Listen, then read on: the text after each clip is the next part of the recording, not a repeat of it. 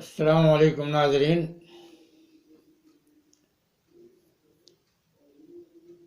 آج ہم آپ کو مدینہ منورہ کے درمیان کے اندر جو سیاسی احوال تھے اور جس طرح مدینہ باہر کے دشمنوں سے گھرا ہوا تھا اور جس طرح اندر بھی مدینے میں ایسے لوگ کام کر رہے تھے جو اس نئی ریاست کو نقصان پہنچانے کے در پہ تھے، تو آج مدینے کے انہی داخلی احوال کا تذکرہ آپ کے سامنے پیش کریں گے۔ جنگ بدر واقع ہونے کے بعد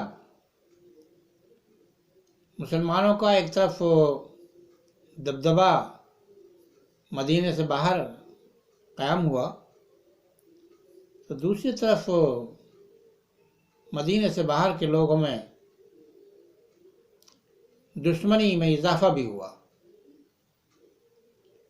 اسی کے ساتھ ساتھ مدینے کے اندر جو پیارے نبی صلی اللہ علیہ وسلم کے اور اسلام کے دشمن تھے، ان کو بھی خطرات محسوس ہونے لگے۔ جن لوگوں کو خطرات محسوس ہو رہے تھے ان میں یہودیوں کے دو بڑے قبیلے شامل تھے جو مدینے ہی میں آباد تھے۔ ان قبیلوں میں بنو قینقاع، بنو نذیر اور بنو قریظہ تھے۔ بنو قریظہ کا احوال ہم بعد میں غزوہ خندق کا جب تذکرہ آئے گا اس وقت کریں گے۔ آج کے اس ویڈیو میں انشاءاللہ ہم آپ کو بنو قینقاع اور بنو نذیر کا احوال، اسی کے ساتھ ساتھ ایک شخص یہودیوں ہی میں سے کعب بن اشرف کا حال بیان کریں گے۔ تو ہم سب سے پہلے کعب بن اشرف کو لیتے ہیں۔ یہ بڑا دشمن اسلام تھا۔ فتح بدر کے بعد اس کی دشمنی میں بے انتہا اضافہ ہوا۔ یہ چونکہ شاعر بھی تھا اور بنو نذیر کا حلیف بھی تھا، تو یہودیوں کو اکسایا کرتا تھا مسلمانوں کے خلاف اپنے شاعری کے ذریعے سے، ان کو جوش دلایا کرتا تھا۔ اس نے مکے کا سفر بھی کیا اور ابو سفیان سے ملاقات کر کے اس کے لیے تیار کیا کہ کسی طرح مدینے پہ دوبارہ حملہ کر دیا جائے، اور کسی حد تک وہ اس میں کامیاب بھی ہوا۔ مکے کے لوگ تیار بھی ہوئے اس کے لیے، لیکن وہ کچھ وجوہ سے راستے ہی میں آگے بڑھ کر کے فوجیں لے کر کے بڑھے آگے، لیکن کچھ وجوہ سے وہ واپس ہو گئے۔ تو یہ کعب بن اشرف کی صورتحال یہ تھی کہ جگہ جگہ مدینے ہی میں رہتے ہوئے خود رسول اللہ صلی اللہ علیہ وسلم کے ساتھ ایسے جملے آپ کے بارے میں بولتا تھا، ایسی باتیں آپ کے بارے میں کہتا تھا، اور اس انداز سے آپ کے خلاف لوگوں کو اکساتا تھا کہ مدینے میں عام فضا اس کے خلاف ہو گئی تھی۔ یہ بات بھی ذہن میں رہنی چاہیے کہ ایک ایسا شہر، ایک ایسی بستی جو چاروں طرف غیر مسلموں سے اور دشمنوں سے گھری ہوئی ہو، اس پر ایک حملہ بھی ہو چکا ہو، جنگی حالات پیدا ہو چکے ہوں، ان احوال میں اگر خود بستی کے لوگ جن کے ساتھ رسول اللہ صلی اللہ علیہ وسلم کے معاہدے بھی ہو چکے ہیں، وہی اگر دشمنانہ رویے اختیار کریں اور غداری کی چالیں چلیں، تو ایسی حالت میں کسی بھی ایسی صورتحال کو کہیں بھی، کسی بھی علاقے میں، کسی بھی شہر میں، کسی بھی ملک میں برداشت نہیں کیا جاتا اور اس کی فوری روک تھام کی جاتی ہے۔ چنانچہ کعب بن اشرف کے لوگ خلاف ہو گئے اور رسول اللہ صلی اللہ علیہ وسلم تک جو اس کی باتیں پہنچتی تھیں اس سے آپ کو تکلیف ہوتی تھی، اور اس تکلیف کا تذکرہ ظاہر ہے رسول اللہ صلی اللہ علیہ وسلم اپنے ساتھیوں میں کیا بھی کرتے تھے۔ تو کسی موقع پہ غصے میں آ کر، جلال میں آ کر، پیارے نبی صلی اللہ علیہ وسلم کی محبت میں آ کر، اور یہ سوچ کے کہ یہ شخص اگر مستقل طور سے زہر اگلتا رہے گا تو یہ بڑا نقصان دہ ہے مدینے کی ریاست کے لیے، کچھ لوگوں نے اس کو قتل کر دیا اور اس طریقے سے اس کی شرارتوں سے گویا ریاست مدینہ کو نجات مل گئی۔ بنو نذیر جو تقریباً 600 جوانوں پر مشتمل قبیلہ تھا اور کافی مضبوط تھا، بہت ہتھیار اس نے بنا کے جمع کر رکھے تھے،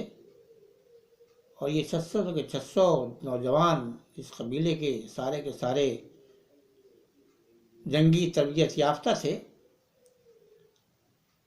تو ان کو بھی یہ احساس تھا کہ یہ جنگ بدر کی وجہ سے مسلمانوں کے حوصلے بلند ہیں، تو انہیں اب یہیں پست کر دیا جائے تو زیادہ اچھا ہے۔ چنانچہ یہ بنی قینقاع کی بات کر رہا ہوں میں، بنو نذیر غلطی سے نکل گیا، تو بنی قینقاع جو تھے وہ کافی مضبوط لوگ تھے، تقریباً 600 جوان تھے ان کے، اور کافی فوجی تربیت یافتہ تھے۔ انہوں نے بغاوت کا اعلان رسول اللہ صلی اللہ علیہ وسلم کے خلاف کر دیا۔ اب ظاہر ہے یہ باغیانہ سرگرمی کسی بھی ریاست میں قابل قبول نہیں ہو سکتی، اور خاص طور سے ان احوال میں جن احوال سے مدینے کی ریاست گزر رہی تھی، ایک طرح سے ایمرجنسی کے احوال تھے۔ تو رسول اللہ صلی اللہ علیہ وسلم نے ان کے قلعے کو گھیر لیا، وہ قلعہ بند ہو گئے، اور ان کو اطمینان تھا کہ ہم کسی وقت موقع پا کر کے مسلمانوں کو بڑا نقصان پہنچائیں گے، لیکن وہ اس میں کامیاب نہ ہو سکے۔ اس موقع پر رسول اللہ صلی اللہ علیہ وسلم نے اس قلعے کے چاروں طرف کچھ کھجوروں کے درخت بھی کٹوائے، مجبوراً جنگی اور لشکری ضرورت کے لحاظ سے اس اسٹریٹجی کو تیار کرنے کے لیے جو جنگوں کے موقع پہ عام طور پہ اختیار کی جاتی ہے، مجبوراً آپ کو وہ درخت کٹوانے پڑے۔ حالانکہ آپ اس بات کو پسند نہیں کرتے تھے کہ جنگوں کے موقع پہ لوگوں کے درختوں کو کٹوایا جائے، لیکن جنگی ضرورت سے اس کی اسلام نے اجازت بھی دی ہے، اور رسول اللہ صلی اللہ علیہ وسلم نے اس طریقے کو اپنایا بھی ہے، محض ضرورت کی حد تک۔ غرض یہ کہ رسول اللہ صلی اللہ علیہ وسلم نے یہ درخت کاٹنے کے بعد باقاعدہ قلعے کو گھیرے رکھا۔ نتیجہ یہ ہوا کہ 15 دن کے اندر اندر ان لوگوں نے محاصرہ یا اعلان کر دیا اپنے ہتھیار ڈال دیے اور اس بات کے لیے تیار ہو گئے کہ آپ جو کہیں گے وہ ہم تسلیم کریں گے۔ تو مسلمانوں میں کچھ منافقین جو تھے ان کے ان سے تعلقات تھے، اس میں عبداللہ ابن سلول کو اس بات کے لیے طے کیا گیا، مقرر کیا گیا کہ اس کے ذریعے سے معاملات طے ہوئے کہ ان کے ساتھ کیا کیا جائے۔ تو اس نے کہا کہ ان لوگوں کو شہر بدر کر دیا جائے۔ ظاہر ہے یہ شہر بدر کر دینا آسان ترین سزا تھی ان کی، ورنہ ایسے موقعوں پر قتل بھی کیا جا سکتا تھا سب کو، خاص طور سے وہ لوگ جو اس قابل تھے کہ جنگ کر سکیں انہیں قتل کیا جا سکتا تھا بغاوت کے جرم میں۔ لیکن بہرحال عبداللہ ابن سلول نے ان کے ساتھ نرمی رکھی اور وہ جو دوستانہ تعلقات اس کے ساتھ تھے چھپے ہوئے ان کا خیال کیا اور اس طریقے سے ان کو شہر بدر کروانے کا اعلان کر دیا اور انہیں مجبوراً شہر بدر ہونا پڑا۔ مگر ان کو قطعی اس بات کا احساس نہیں ہوا کہ ہم نے غلطی کی ہے، اور جس وقت یہ شہر بدر ہوئے تو رسول اللہ صلی اللہ علیہ وسلم نے فرمایا کہ آپ اپنے اونٹوں پر جتنا سامان اپنا روزانہ کے استعمال کا لے جا سکیں وہ لے جائیں، باقی ہتھیار وغیرہ نہیں لے جا سکتے۔ تو جس وقت یہ وہاں سے نکلے ہیں تو وہاں سے نکلتے وقت بھی گاتے بجاتے اور ناچتے ہوئے نکلے۔ ان کی عورتوں نے باقاعدہ ایسا ماحول پیدا کیا وہاں جیسے یہ اپنے وطن کو چھوڑ کر نہیں جا رہے بلکہ کوئی محفل ہے رقص کی، کوئی خوشی کا پروگرام ہے جس پروگرام کو ادا کرنے کے لیے یہاں سے جا رہے ہیں، وہ انداز تھا ان کا۔ پھر بہرحال ان کو موقع دیا گیا اس بات کا کہ وہ مدینے سے نکلیں اور شام کے قریب کسی خالی علاقے میں ان سے کہا گیا کہ وہاں جا کر کے آباد ہو جاؤ۔ تو یہ لوگ وہاں جا کر کے آباد ہوئے اور ایک طریقے سے بے نام و نشان کچھ دن کے بعد ہو گئے، ان کا کوئی اثر رسوخ باقی نہیں رہا۔ دوسرا قبیلہ بنو نذیر تھا، کچھ ہی دن کے بعد انہوں نے بھی ایسا ہی رویہ اختیار کیا۔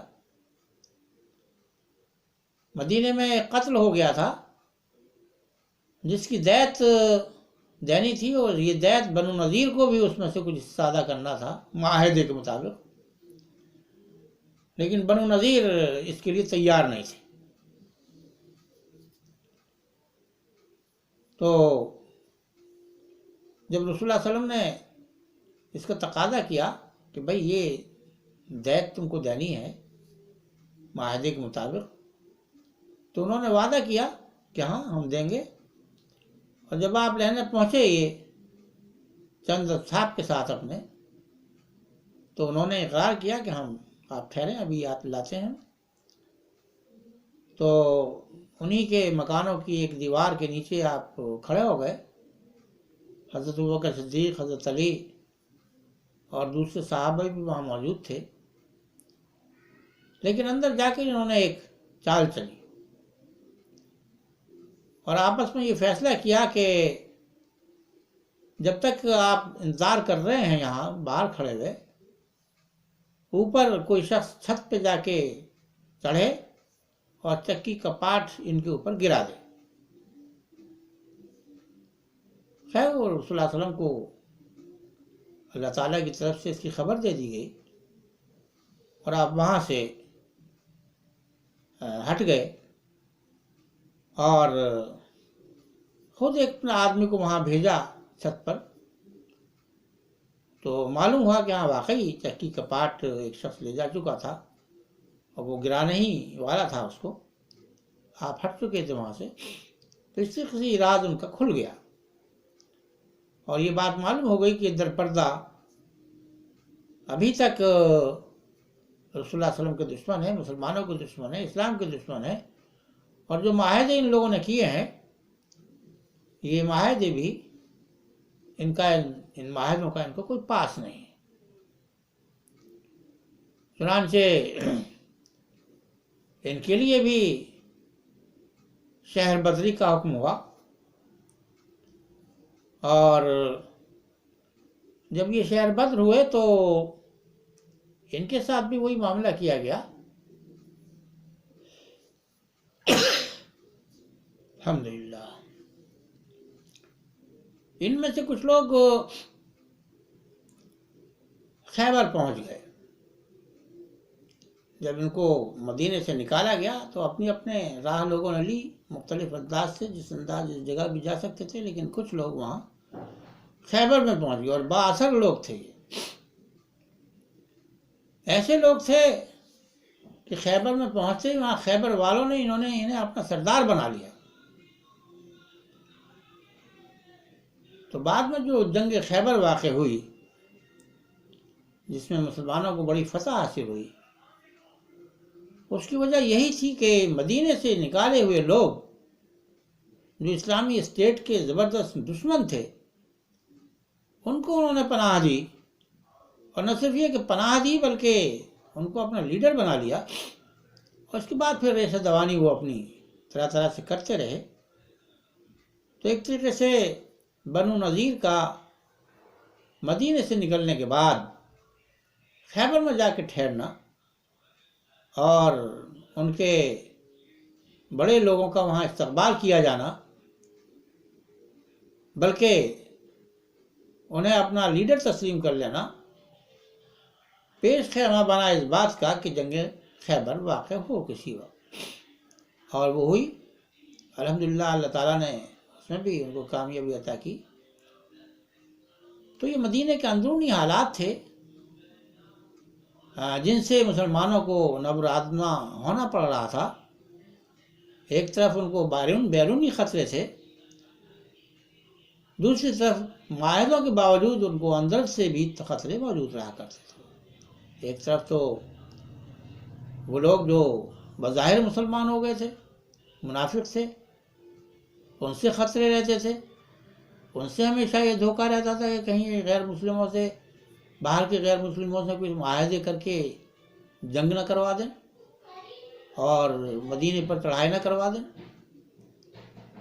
اور اگر مدینے پر چڑھائی ہو تو ان پر بھروسہ بھی نہیں کیا جا سکتا تھا۔ تو اسی طریقے سے یہودیوں کی طرف سے بھی یہ خطرہ رہا کرتا تھا کہ کسی بھی وقت لوگ دھوکہ دے سکتے ہیں۔ لیکن ان دو قبیلوں کے نکلنے کے بعد کسی حد تک سکون اہل مدینہ کو ہوا۔ اب یہاں مدینہ میں صرف یہودیوں کا ایک قبیلہ بنو قریظہ رہ گیا، جن کے ساتھ مسلمانوں کا عہد تھا۔ یہ عہد انہوں نے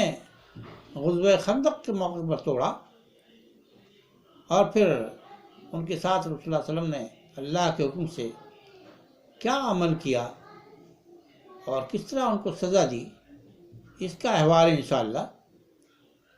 اگلی قسط میں بیان ہوگا۔ جب تک کے لیے اللہ حافظ، فی امان اللہ۔ اللہم صلی علی سیدنا مولانا محمد وعلی آل سیدنا مولانا محمد بعدد معلوم لک۔